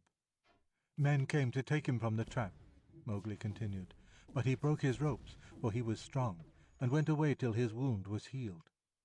Then came he, angry, by night to the fields of those hunters. And I remember now that he had 3 sons. These things happened many, many rains ago, and very far away, among the fields of Bhurtpore. What came to those fields at the next reaping, Hathi?" "They were reaped by me and my 3 sons," said Hathi. "And to the ploughing that follows the reaping?" said Mowgli. "There was no ploughing," said Hathi. "And to the men that live by the green crops on the ground?" said Mowgli. "They went away." "And to the huts in which the men slept?" said Mowgli. "We tore the roofs to pieces, and the jungle swallowed up the walls," said Hathi. "And what more?" said Mowgli. "As much good ground as I can walk over in 2 nights from the east to the west, and from the north to the south as much as I can walk over in 3 nights, the jungle took. We let in the jungle upon 5 villages, and in those villages and in their lands, the grazing ground and the soft crop grounds, there is not one man today who takes his food from the ground. That was the sack of the fields of Bhurtpore, which I and my 3 sons did. And now I ask, Man-cub, how the news of it came to thee," said Hathi. "A man told me, and now I see even Buldeo can speak truth. It was well done, Hathi, with the white mark, but the second time it shall be done better, for the reason that there is a man to direct. Thou knowest the village of the man-pack that cast me out? They are idle, senseless, and cruel. They play with their mouths, and they do not kill the weaker for food, but for sport. When they are full fed, they would throw their own breed into the red flower. This I have seen. It is not well that they should live here any more. I hate them." "Kill, then," said the youngest of Hathi's 3 sons, picking up a tuft of grass, dusting it against his forelegs, and throwing it away, while his little red eyes glanced furtively from side to side. "What good are white bones to me?" Mowgli answered angrily. "Am I the cub of a wolf to play in the sun with a raw head? I have killed Shere Khan, and his hide rots on the council rock. But I do not know whither Shere Khan is gone, and my stomach is still empty. Now I will take that which I can see and touch. Let in the jungle upon that village, Hathi." Bagheera shivered and cowered down. He could understand, if the worst came to the worst, a quick rush down the village street, and a right and left blow into a crowd, or a crafty killing of men as they ploughed in the twilight. But this scheme for deliberately blotting out an entire village from the eyes of man and beast frightened him. Now he saw why Mowgli had sent for Hathi. No one but the long-lived elephant could plan and carry through such a war. "Let them run as the men ran from the fields of Bhurtpore, till we have the rainwater for the only plough, and the noise of the rain on the thick leaves for the pattering of their spindles. Till Bagheera and I lair in the house of the Brahmin, and the buck drink at the tank behind the temple. Let in the jungle, Hathi." But we have no quarrel with them, and it needs the red rage of great pain ere we tear down the places where men sleep," said Hathi doubtfully. "Are ye the only eaters of grass in the jungle? Drive in your peoples. Let the deer and the pig and the nilgai look to it. Ye need never show a hand's breadth of hide till the fields are naked. Let in the jungle, Hathi." "There will be no killing. My tusks were red at the sack of the fields of Bhurtpore, and I would not wake that smell again." "Nor I. I do not wish even their bones to lie on the clean earth. Let them go and find a fresh lair. They cannot stay here. I have seen and smelled the blood of the woman that gave me food, the woman whom they would have killed but for me. Only the smell of the new grass on their doorsteps can take away that smell. It burns in my mouth. Let in the jungle, Hathi." "Ah," said Hathi. "So did the scar of the stake burn on my hide till we watched the villages die under in the spring growth. Now I see. Thy war shall be our war. We will let in the jungle." Mowgli had hardly time to catch his breath. He was shaking all over with rage and hate before the place where the elephants had stood was empty, and Bagheera was looking at him with terror. "By the broken lock that freed me," said the Black Panther at last, "art thou the naked thing I spoke for in the pack when all was young?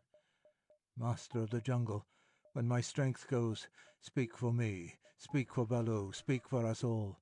We are cubs before thee, snapped twigs underfoot, fawns that have lost their doe." The idea of Bagheera being a stray fawn upset Mowgli altogether, and he laughed and caught his breath and sobbed and laughed again, till he had to jump into a pool to make himself stop. Then he swam round and round, ducking in and out of the bars of the moonlight like the frog, his namesake. By this time Hathi and his 3 sons had turned, each to one point of the compass, and were striding silently down the valleys a mile away. They went on and on for 2 days' march, that is to say, a long 60 miles, through the jungle, and every step they took and every wave of their trunks was known and noted and talked over by Mang and Chill and the monkey people and all the birds. Then they began to feed, and fed quietly for a week or so. Hathi and his sons are like Kaa, the rock python. They never hurry till they have to. At the end of that time, and none knew who had started it, a rumour went through the jungle that there was better food and water to be found in such and such a valley. The pig, who of course will go to the ends of the earth for a full meal, moved first by companies, scuffling over the rocks, and the deer followed, with the small wild foxes that live on the dead and dying of the herds. And the heavy-shouldered nilgai moved parallel with the deer, and the wild buffaloes of the swamps came after the nilgai. The least little thing would have turned the scattered, straggling droves that grazed and sauntered and drank and grazed again. But whenever there was an alarm, someone would rise up and soothe them. At one time it would be Sai, the porcupine, full of news of good feed just a little further on. At another, Mang would cry cheerily and flap down a glade to show it was all empty. Or Baloo, his mouth full of roots, would shamble alongside a wavering line and half frighten, half romp it clumsily back to the proper road. Very many creatures broke back or ran away or lost interest, but very many were left to go forward. At the end of another 10 days or so, the situation was this. The deer and the pig and the nilgai were milling round and round in a circle of 8 or 10 miles radius, while the eaters of flesh skirmished round its edge. And the centre of that circle was the village, and round the village the crops were ripening, and in the crops sat men on what they called machans, platforms like pigeon perches made of sticks at the top of 4 poles, to scare away birds and other stealers. Then the deer were coaxed no more. The eaters of flesh were close behind them and forced them forward and inward. It was a dark night when Hathi and his 3 sons slipped down from the jungle and broke off the poles of the machans with their trunks. They fell as a snapped stalk of hemlock in the bloom falls, and the men that tumbled from them heard the deep gurgling of the elephants in their ears. Then the vanguard of the bewildered armies of the deer broke down and flooded into the village grazing grounds and the ploughed fields, and the sharp-hoofed rooting wild pig came with them, and what the deer left the pig spoiled, and from time to time an alarm of wolves would shake the herds, and they would rush to and fro, desperately treading down the young barley and cutting flat the banks of the irrigating channels. Before the dawn broke, the pressure on the outside of the circle gave way at one point. The eaters of flesh had fallen back and left an open path to the south, and drove upon drove of buck fled along it. Others, who were bolder, lay up in the thickets to finish their meal next night. But the work was practically done. When the villagers looked in the morning, they saw their crops were lost. And that meant death if they did not get away, for they lived year in and year out as near to starvation as the jungle was near to them. When the buffaloes were sent to graze, the hungry brutes found that the deer had cleared the grazing grounds, and so wandered into the jungle and drifted off with their wild mates. And when twilight fell, the 3 or 4 ponies that belonged to the village lay in their stables with their heads beaten in. Only Bagheera could have given those strokes, and only Bagheera would have thought of insolently dragging the last carcass to the open street. The villagers had no heart to make fires in the fields that night, so Hathi and his 3 sons went gleaning among what was left, and where Hathi gleans there is no need to follow. The men decided to live on their stored seed corn until the rains had fallen, and then to take work as servants till they could catch up with the lost year. But as the grain dealer was thinking of his well-filled crates of corn and the prices he would levy at the sale of it, Hathi's sharp tusks were picking out the corner of his mud-house, and smashing open the big wicker chest, leaped with cow-dung where the precious stuff lay. When that last loss was discovered, it was the Brahmin's turn to speak. He had prayed to his own gods without answer. It might be, he said, that unconsciously the village had offended some one of the gods of the jungle, for, beyond doubt, the jungle was against them. So they sent for the head man of the nearest tribe of wandering Gonds, little wise and very black hunters living in the deep jungle, whose fathers came of the oldest race in India, the aboriginal owners of the land. They made the Gond welcome with what they had, and he stood on one leg, his bow in his hand, and 2 or 3 poisoned arrows stuck through his topknot, looking half afraid and half contemptuously at the anxious villagers and their ruined fields. They wished to know whether his gods, the old gods, were angry with them, and what sacrifices should be offered. The Gond said nothing, but picked up a trail of the Karela, the vine that bears the bitter wild gourd, and laced it to and fro across the temple door in the face of the staring red Hindu image. Then he pushed with his hand in the open air along the road to Kaniwara, and went back to his jungle, and watched the jungle people drifting through it. He knew that when the jungle moves, only white men can hope to turn it aside. There was no need to ask his meaning. The wild gourd would grow where they had worshipped their god, and the sooner they saved themselves, the better. But it is hard to tear a village from its moorings. They stayed on as long as any summer food was left to them, and they tried to gather nuts in the jungle. But shadows with glaring eyes watched them, and rolled before them even at midday. And when they ran back afraid to their walls, on the tree trunks they had passed not 5 minutes before, the bark would be stripped and chiselled with the stroke of some great taloned paw. The more they kept to their village, the bolder grew the wild things that gambolled and bellowed on the grazing grounds by the Waingunga. They had no time to patch and plaster the rear walls of the empty byres that backed onto the jungle. The wild pig trampled them down, and the knotty-rooted vines hurried after and threw their elbows over the new-won ground, and the coarse grass bristled behind the vines like the lances of a goblin army following a retreat. The unmarried men ran away first, and carried the news far and near that the village was doomed. Who could fight, they said, against the jungle, or the gods of the jungle, when the very village cobra had left his hole in the platform under the peepul tree? So their little commerce with the outside world shrunk as the trodden paths across the open grew fainter and fainter. At last the nightly trumpetings of Hathi and his 3 sons ceased to trouble them, for they had no more to be robbed of. The crop on the ground and the seed in the ground had been taken, the outlying fields were already losing their shape, and it was time to throw themselves on the charity of the English at Kaniwara. Native fashion, they delayed their departure from one day to another till the first rains caught them, and the unmended roofs let in a flood, and the grazing ground stood ankle-deep, and all life came on with a rush after the heat of the summer. Then they waded out, men, women, and children, through the blinding hot rain of the morning, but turned naturally for one farewell look at their homes. They heard, as the last burdened family filed through the gate, a crash of falling beams and thatch behind the walls. They saw a shiny, snaky black trunk lifted for an instant, scattering sodden thatch. It disappeared, and there was another crash, followed by a squeal. Hathi had been plucking off the roofs of the huts as you pluck water lilies, and a rebounding beam had pricked him. He needed only this to unchain his full strength, for of all things in the jungle, the wild elephant enraged is the most wantonly destructive. He kicked backward at a mud wall that crumbled at the stroke, and, crumbling, melted to yellow mud under the torrent of rain. Then he wheeled and squealed and tore through the narrow streets, leaning against the huts right and left, shivering the crazy doors and crumpling up the eaves, while his 3 sons raged behind as they had raged at the sack of the fields of Bhurtpore. "The jungle will swallow these shells," said a quiet voice in the wreckage. "It is the outer wall that must lie down." And Mowgli, with the rain sluicing over his bare shoulders and arms, leaped back from a wall that was settling like a tired buffalo. "All in good time," panted Hathi. "Oh, but my tusks were red at Bhurtpore. To the outer wall, children, with the head. Together. Now."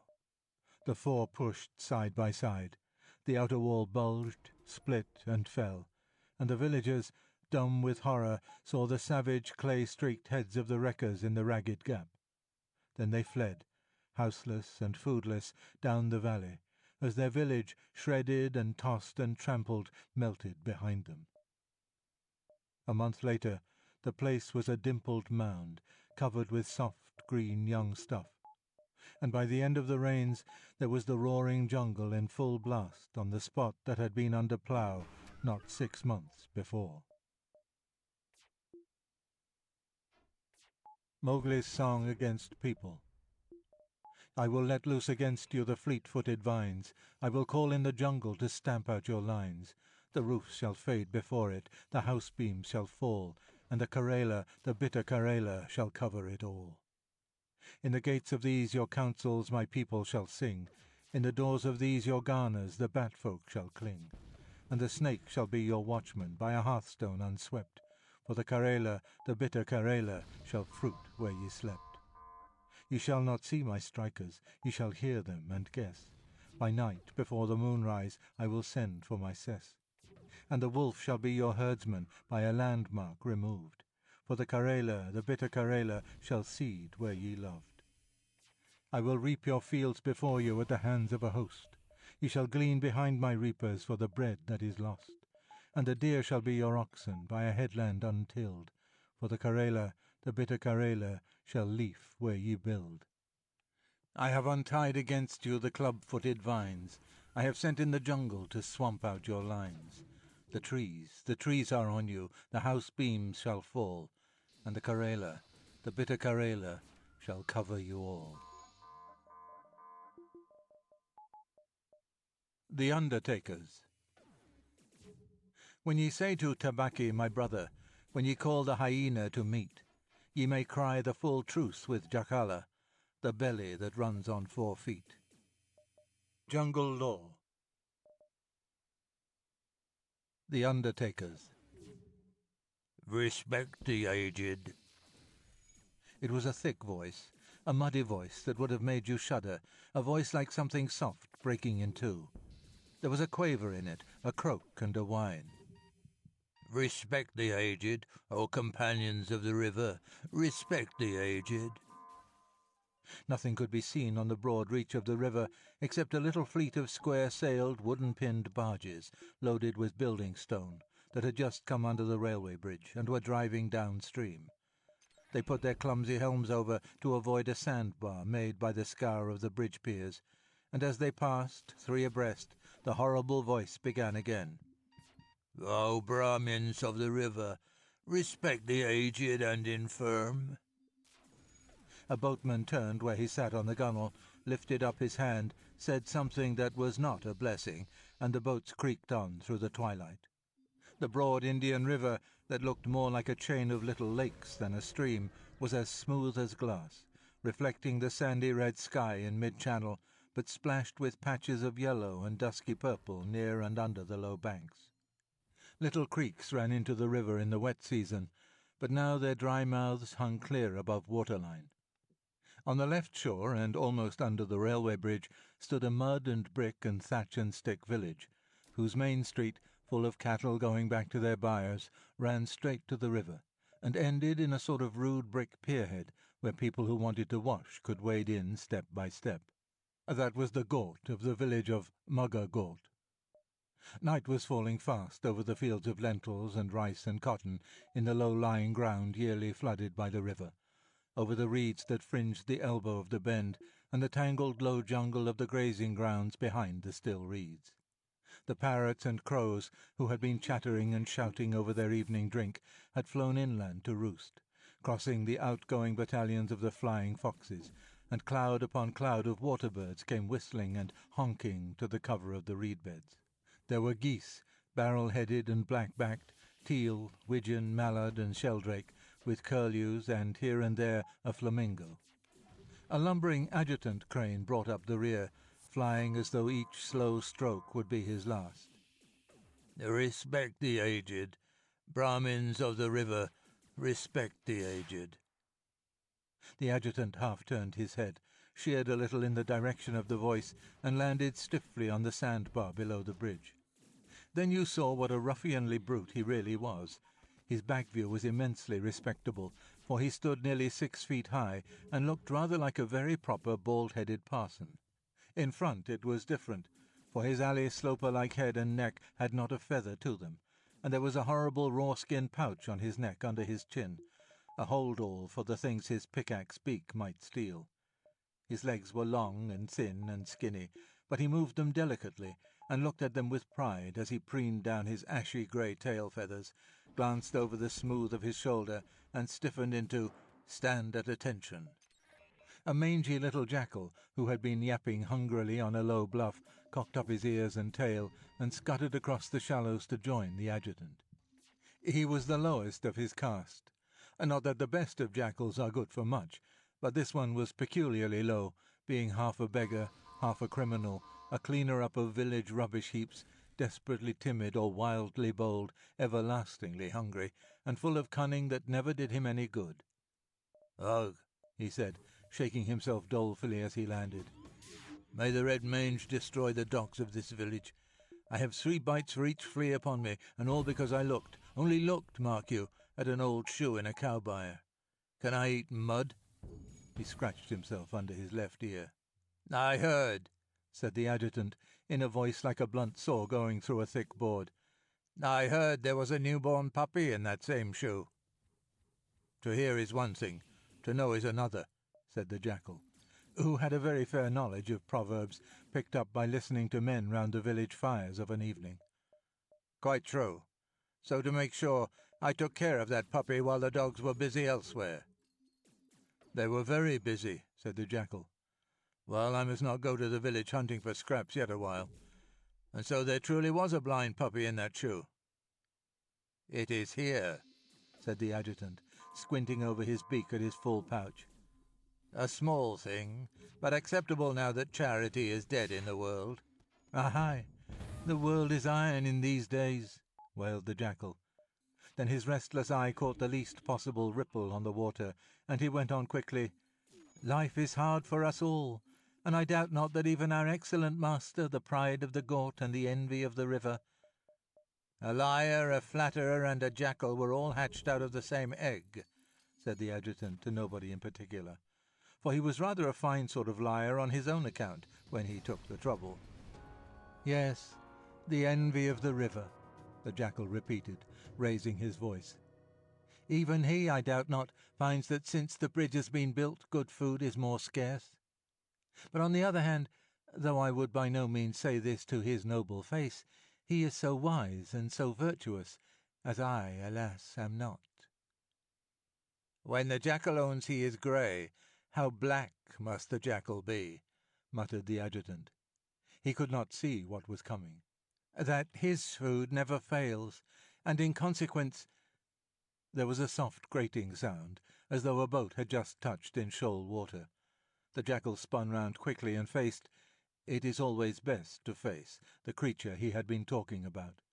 It was a 24-foot crocodile, cased in what looked like treble-riveted boilerplate, studded and keeled and crested, the yellow points of his upper teeth just overhanging his beautifully fluted lower jaw. It was the blunt-nosed mugger of Mugger Gort, older than any man in the village, who had given his name to the village. The demon of the ford before the railway bridge came, murderer, man-eater, and local fetish in one. He lay with his chin in the shallows, keeping his place by an almost invisible rippling of his tail, and well the jackal knew that one stroke of that same tail in the water would carry the mugger up the bank with the rush of a steam-engine. "Auspiciously met, protector of the poor," he fawned, backing at every word. "A delectable voice was heard, and we came in the hopes of sweet conversation. My tailless presumption while waiting here led me indeed to speak of thee. It is my hope that nothing was overheard." Now the jackal had spoken just to be listened to, for he knew flattery was the best way of getting things to eat, and the mugger knew that the jackal had spoken for this end, and the jackal knew that the mugger knew, and the mugger knew that the jackal knew that the mugger knew, and so they were all very contented together. The old brute pushed and panted and grunted up the bank, mumbling, "Respect the aged and infirm," and all the time his little eyes burned like coals under the heavy horny eyelids on the top of his triangular head, as he shoved his bloated barrel body along between his crutched legs. Then he settled down, and, accustomed as the jackal was to his ways, he could not help starting for the 100th time when he saw how exactly the mugger imitated a log adrift on the bar. He had even taken pains to lie at the exact angle a naturally stranded log would make with the water, having regard to the current of the season at the time and place. All this was only a matter of habit, of course, because the mugger had come ashore for pleasure. But a crocodile is never quite full, and if the jackal had been deceived by the likeness, he would not have lived to philosophize over it. "My child, I heard nothing," said the mugger, shutting one eye.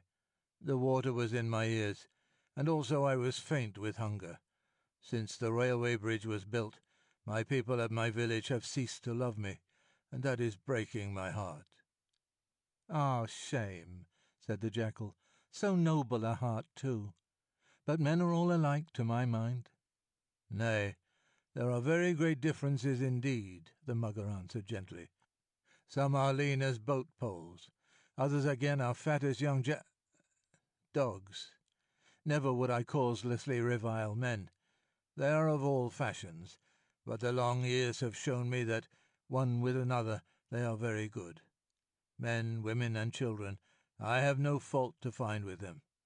And remember, child, he who rebukes the world is rebuked by the world." "Flattery is worse than an empty tin can in the belly, but that what we have just heard is wisdom," said the adjutant, bringing down one foot. "Consider, though, their ingratitude to this excellent one," began the jackal tenderly. Nay, not ingratitude," the mugger said. "They do not think for others, that is all. But I have noticed, lying at my station below the ford, that the stairs of the new bridge are cruelly hard to climb, both for old people and young children. The old indeed are not so worthy of consideration, but I am grieved, I am truly grieved, on account of the fat children. Still, I think in a little while, when the newness of the bridge has worn away, we shall see my people's bare brown legs bravely splashing through the ford as before. Then the old mugger will be honoured again." "But surely I saw marigold wreaths floating off the edge of the gort only this noon," said the adjutant. "Marigold wreaths are a sign of reverence all India over." An error. It was the wife of the sweetmeat seller. She loses her eyesight year by year, and cannot tell a log from me, the mugger of the gort. I saw the mistake when she threw the garland, for I was lying at the very foot of the gort, and had she taken another step, I might have shown her some little difference.